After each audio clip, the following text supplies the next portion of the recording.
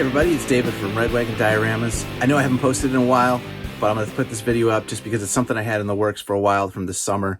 And this is just a video tour of my workbench, how my setup was before I moved down here to the basement.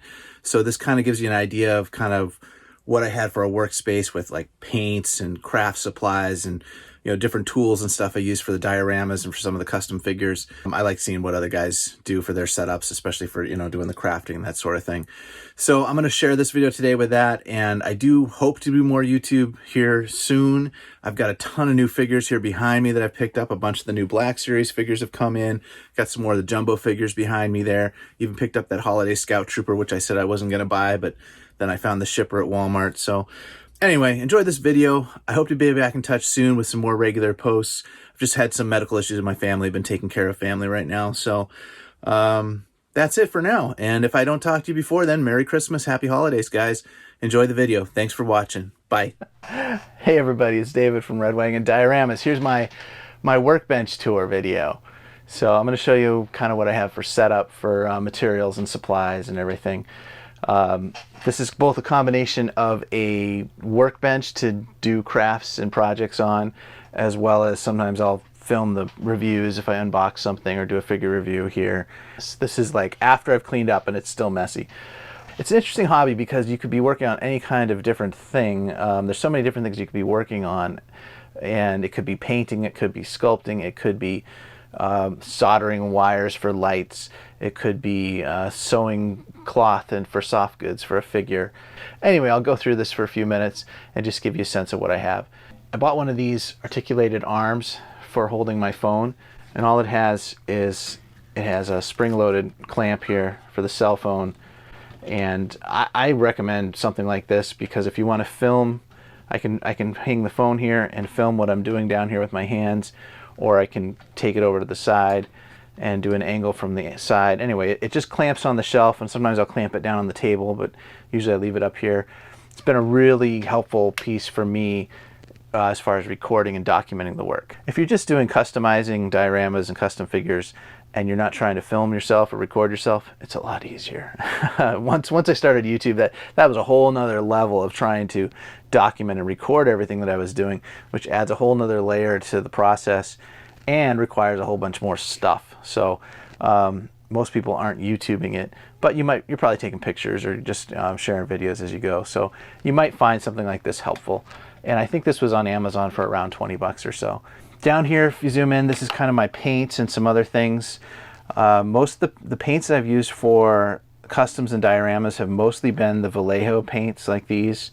And these are water-based acrylic paints. And I think I got 2 different sets on Amazon. That was the most affordable option for me at the time. And some of the paints, I've never even cracked the lid on the bottle. Like, they're not open at all. Others are almost empty, and I've gone through them. Tend to go through the base colors, the fastest, like white and black, and red, yellow, blue, green, those kind of colors.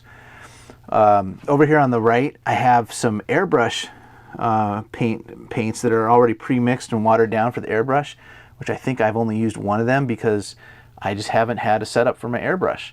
I hope in the future I will have a place set up where I have like the ventilation, the vent hood and everything where I can try airbrushing more. But I've got an airbrush, I've got the paint, I just haven't had a location to do it. So I hope to get more into that in the future. For detail work on painting figures, I do have some Citadel paints down here. And these are more expensive. They're like $3 or $4 a little bottle like this. And I picked those up at some hobby shops, like tabletop gaming type shops is where you can get those. And those, Citadel paint is, my understanding, my experience has been it's a good quality paint for doing detail work like figure faces and small details on action figures. I know in the customizing community, a lot of people really like the Citadels. Some of the other stuff that's in here, like I've got a thing of Vaseline. This is if you're doing a head swap on a figure and you need some Vaseline with some like green stuff or epoxy sculpt, just so the joint doesn't get locked on you when you're doing a head swap or a shoulder or something. So just a little bit of Vaseline is helpful for some little projects. I've got some spray paint in here, some different kinds of clear coats and lacquer coats, depending on how you want to finish off a project. I got a little bottle here. This is that Kiki Fix Loose Joints. I got this, this was recommended by Mike Case on his channel for tightening up figure joints, and it works great. So I've had a little bottle of that. Probably my most used thing down here is just super glue. I use a ton of super glue, all kinds of different projects. Loctite has worked well for me. They have, you know, different versions of it, but I don't know, I've tried a bunch of different ones and I really can't make a recommendation strongly either way. But super glue is a really commonly used product for my different projects. Up in here I have some sculpting tools. Again, these are mostly just cheap tool assortments from Amazon or Walmart. Different types of silicone tips and metal tips. And I haven't done a lot of sculpting, but I've done a little bit with the epoxy sculpt, epoxy clay, and with the green stuff. And so I have some of the sculpting tools. Got a little bit of Elmer's glue here. Some basic paint palettes for mixing paints. A lot of times the color isn't quite right, so you mix, you know, I tend to want to, if I'm trying to color match something by eye, I do a lot of trial and error mixing different colors together, so good to have a paint palette. Down here I got some more brushes in here. This is my Endor Ewok Tiki mug from Galaxy's Edge in Florida. I didn't know where to put it, so I put it here. I put some paint brushes in it. Behind that, I've got a little bit of rubbing alcohol just for cleaning up messes. Got some lighter fluid back here for starting fires. My wife's freaking out a little bit. I got this so that I could remove sticky residue from stickers and labels from cardboard, you know, from card backs and that sort of thing. Massive jug of black acrylic paint, which I used on that Sentinel diorama for ChrisCon recently. I just needed a ton of black paint. So my wife was able to get this at Michael's, and look, I used about a third of it, almost a half of it already just on that one project. So sometimes bigger quantity makes sense, you know. Some other miscellaneous things in here that I honestly haven't used much, like I've got a clear resin for making a water effect. I've never tried that. I've got some of the weathering paints from Tamiya. Haven't tried these. This is kind of like a chalk type weathering palette. Moving down here to the left a little bit, got some model spray glue. This is for sticking like little bits of greenery to a landscape. I tried it for my trash compactor diorama and it didn't have enough strength for large pieces, so I didn't end up using that. I ended up trying Elmer's glue first for a while, but then ultimately I did most of that with hot glue. Another mug here, just full of some miscellaneous markers and things. Moving along, I have three larger, deeper drawers here. The bottom drawer is whenever I buy something, I put the receipt in here. There's a lot of receipts in there. That goes back a couple years. Anyway, that's my organization right now in case I'm trying to find something. It's just someplace to put the paperwork. This drawer is camera equipment. This has little tripods and wires, charging cables, little light that work for the GoPro and for my iPhone, for the gimbal if I want to film something. So I have some of my filming equipment in here for doing YouTube stuff.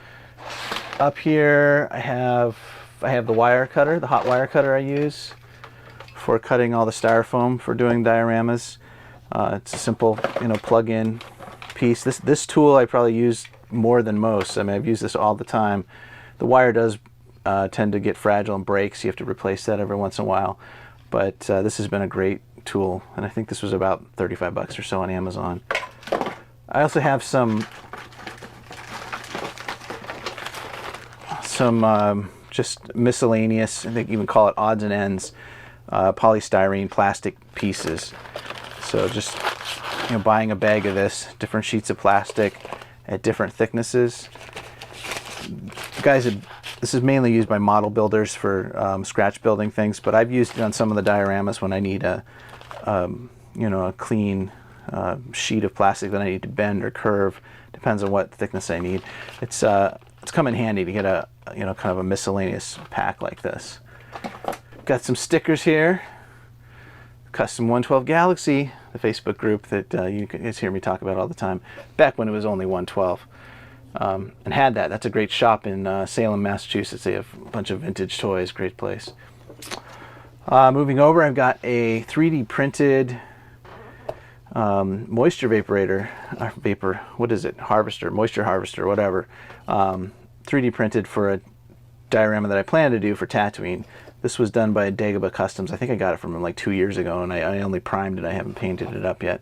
I've got a GoPro camera in here that I have filmed some YouTube videos with. When I went to Disney, I used this. It also can be useful for like toy hunts, that sort of thing. I think most customizers will have trays and trays like this. This is just a cheap, like a jewelry organizing box. But I've got 3D printed, you know, resin printed squid head here. I'm pretty sure this is from Scoundrel Stock. And a bunch of other heads I got to do. This one's from Layered Creations. I got his Death Star gunner. Lots of different heads. Some of these are cast pieces. Like here's a Lothcat from Outer Rim Traders. I mean, yeah, you guys have probably seen me do videos on these like 2 years ago, and I just haven't got to them. I've got so many projects that I want to do, and I just never get to them. Here's some of the rocket effects that I just got from John at Layered Creations for Boba Fett's rocket pack. I'm going to paint those up. So these are kind of my heads and other pieces that are projects that I want to do, and I find having them in clear containers so I can see them helps me remember that I have them, so I don't forget about them. That's something I've learned from my wife. So I'm trying to use clear plastic because it helps me remember what I have. This is another similar bin. Look at this. I've got the hammerhead pieces from Scoundrel Stock that I haven't painted up. I've got some that I have done some paint work on, like that's Agent Callus, but I've never put it on a body. Just different pieces that I've had sitting around for a while. So I got a lot of custom work that I can do. I just haven't gotten to it. Here's a little bit bigger bin. Just some more 3D printed parts. Power generator. I did prime this. Did a little bit of painting on it. Barrel that I painted up. Different diorama pieces in here. Some doors and crates.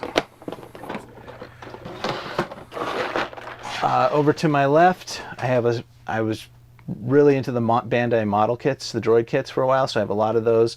Most of those I've built and a couple that I haven't built yet, but every once in a while I like to do a model kit. It's a lot of fun to do those, and they look great with the Black Series. Then I've got a couple bins or a couple drawers over here. Tools here on the left, some other custom figures and projects here on the right. Like here's these two guys that I started painting. I got to finish those projects. I got the butt end to a TIE fighter from my friend Gary. Printed this for me. That's to change the First Order TIE fighter into a old classic TIE fighter. Some other projects in here. Here's Fat Bib Fortuna's head. Gotta paint that up. Got a lot of work to do. A lot of projects. Miscellaneous figures here. For tools, I find like the most commonly used tool, like a set of tweezers like this to hold an item, really helpful. A lot of different X-Acto knives and blades I use. There's some Sharpie pens in here. This one has the get a pair of these. This is important when you're doing when you're painting real fine details, to get the magnifying glasses. This is a nice, real helpful tool. Again, some different X-Acto knives and other things in here. Dremel, really key piece of equipment for doing customs is to get yourself a Dremel. Really valuable tool. Worth the investment, I think. Got a soldering iron in here. I've done a few lighting projects on a couple of the dioramas, or just some simple soldering. So I'll use that. Some little clamps. Getting a little clamp assortment like this can be helpful when you're setting up different pieces and you want them to dry, just to hold them in place while the glue dries. Some different cutters and clippers. This drawer is mostly sanding and scraping tools. It depends on what you're doing, but if you're trying to sand down 3D print lines, or if you've done some sculpting and you want to smooth it out, I've got tools in here, different sandpapers of different grit thicknesses, some like sanding rods. and even some small files which have different shapes and stuff. So just smoothing out details on items. I got my sponges. Sometimes I'll do some sponge painting. Just, basically cut up an old kitchen sponge, and when this is wet and soft and you kind of dab it on there like this, it gets you different textures and everything. I used that on the Sentinel diorama base recently for ChrisCon. I used some of these sponges for painting. And what else is down here? Down here's here's the epoxy sculpt, the two-part, part A, part B epoxy sculpt product that I used for sculpting some of the dioramas. This is a great product, really workable for about an hour or so, and then it dries super hard and it's really strong. Also have some green stuff in here. The part A, part B, mix that together, turns green. Similar properties to the epoxy sculpt. And I have some putty for sticking parts together temporarily. Down here, underneath, you can look down under the table. It's kind of a mess, so I got bins everywhere right now. But a lot of these are all loose figures that I'm organizing. I'm kind of going through my loose Black Series figures, and I'm going to sell off a bunch of my extras. But these are all just bins of figures. Slide those over. This is interesting. This whole bag here, this is all soft goods. Any kind of fabric scraps that I think might have the texture and the color and the the thickness properties that would work for Star Wars Black Series. If my wife's throwing something out, I'll grab it, I'll cut off a piece of it and keep it.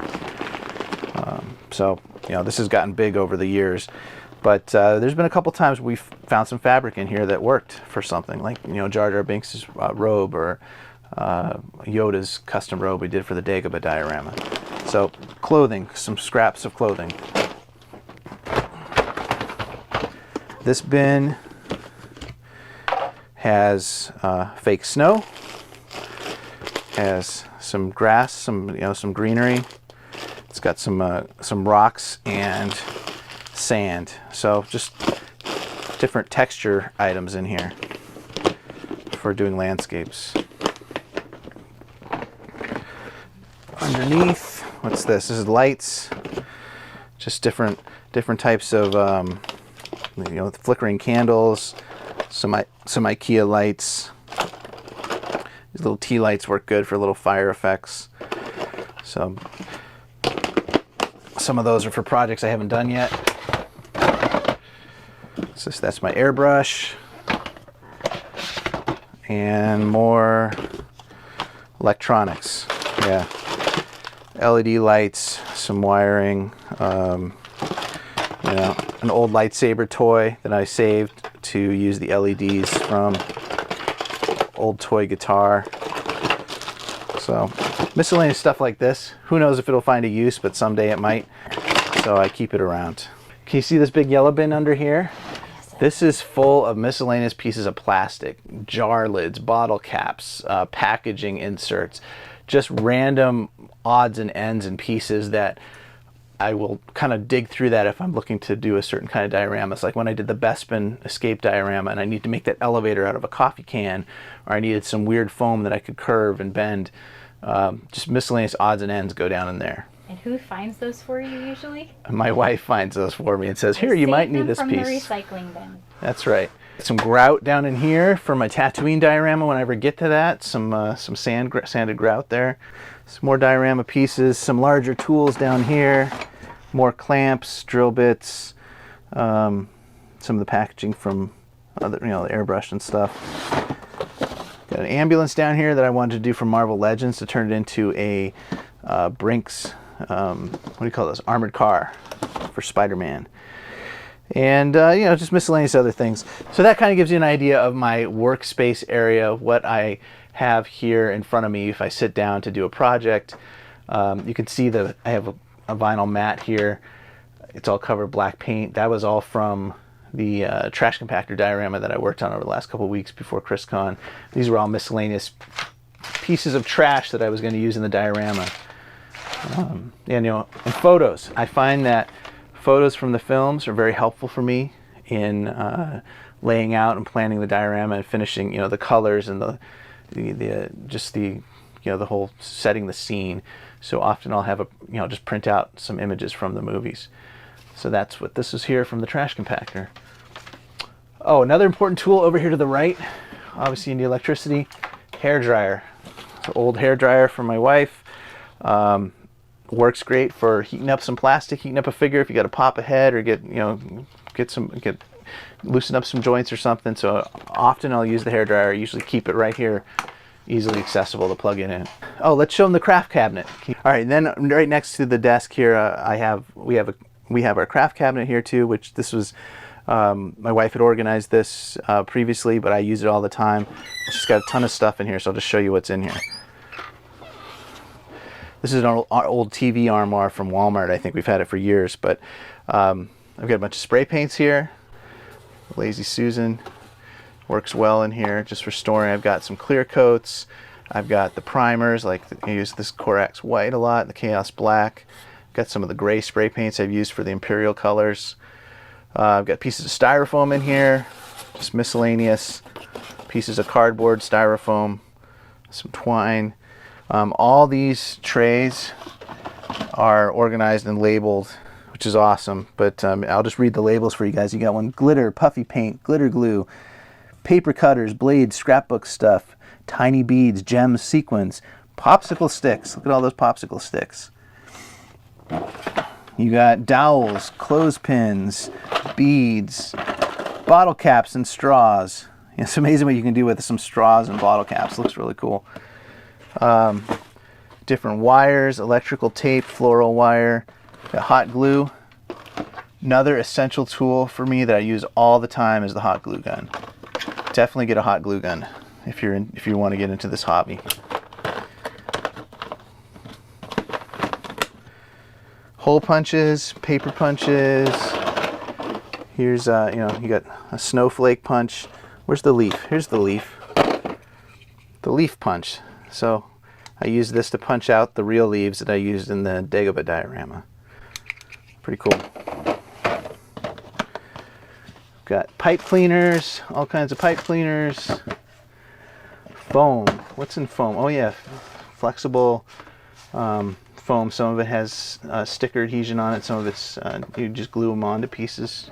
Use it for gluing details on costumes and walls. I don't know what else I use foam for. I've used foam. I did a skirt out of that foam for a Tonway.